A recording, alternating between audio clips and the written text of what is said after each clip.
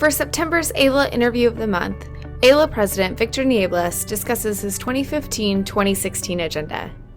My name is Victor Nieblas. I practice immigration law in Southern California.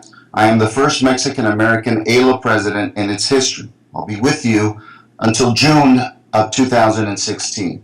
I want to take some time out to discuss some of the goals that we have planned this year. And hopefully with your help, we can make some of these goals a reality. One of the most important first goals that we need is to find a new executive director.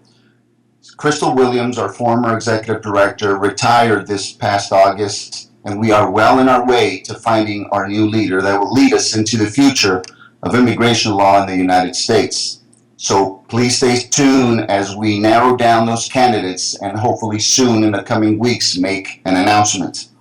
One of the major issues that we want to push this year is family detention. As many of you know, last summer we saw an unprecedented number of Central American refugees, women and children, turn themselves in at the border. Unfortunately, our United States government met them with the baddest intentions. Many of them are still detained in family prisons. Our members and our volunteers have met the government's intentions and actions head-on, face-to-face, eye-to-eye. They have volunteered, left their practices and their families behind, traveled to these desolated areas, and they've represented mothers and children every day. Our results have been incredible. Many women have been released, and many others have been granted asylum or withholding. It only proves that we were right. These women are refugees and they are not a threat to our country. But this does not mean that it's over. In fact, the government indicated that they would continue with the family prison apparatus. We need your help more than now, more than ever. We need you to participate and volunteer in any capacity that you can, whether it's taking a tour down in Dilley and Carnes or whether it's donating money. We need for you to enter into this fight against family detention. We need you, and we hope that we can count on you. Our members are also facing other challenges, especially when it comes to liaison with the Department of Homeland Security and its agencies. We need to make sure that when we meet with them, we're doing the right thing, we're asking the right questions, and we're talking to the correct people.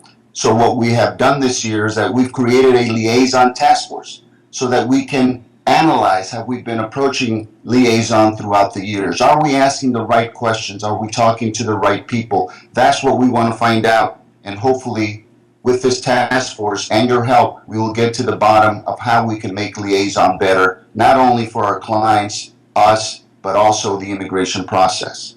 We also want to continue pushing and making sure that we stop the unauthorized practice of law. We understand that many immigrants fall prey to the unscrupulous notarios, the charlatans, the consultants who just want to hurt people, as well as some unethical attorneys. We want to make sure that people understand what to watch out for. At the end of the day, all we're interested in that clients and immigrants get the correct advice in their case, especially when they're seeking to find a solution to remain here in the country legally. One of the most important, I think, efforts that I'm going to push this year is a diversity and inclusion initiative. As we all know, AILA is made out of many different members and our staff as well. We want to make sure that everyone is welcome, that everyone is included. We want to make sure that when we look at work and who are we going to have as speakers, who are we going to have in certain committees, we want to make sure that everyone gets a full shake, make sure that we incorporate our membership, a diverse membership, into these committees. So with your help and your assistance, and also the guidance of Teresa Waters, AILA staff member, we hope to include many programs that deal with the diversity issue, and I'm going to count on your support. As you all know, September 30th is also almost here, and we are worried with immigration legislation. We want to make sure that the EB-5 program and the religious visa program continue. We're going to watch out and make sure that immigration legislation is advocated at all lengths on Capitol Hill. We will keep an eye out for positive immigration reform and reform that also hurts our communities and our clients. We want to make sure at the end of the day that we advocate for fair and reasonable immigration law. Finally, we all know that as we sit here, DAPA and DACA are still frozen in the courts. We want to make sure that we raise our voice and tell the people who want to stop and derail DAPA and DACA to withdraw their lawsuits and make sure that people have an opportunity to remain here lawfully, at least temporarily, with their families, American citizens. We have a lot to accomplish, but we need you. I hope that I can count on your support. I welcome not only your input, but your wisdom. I hope we can do this together.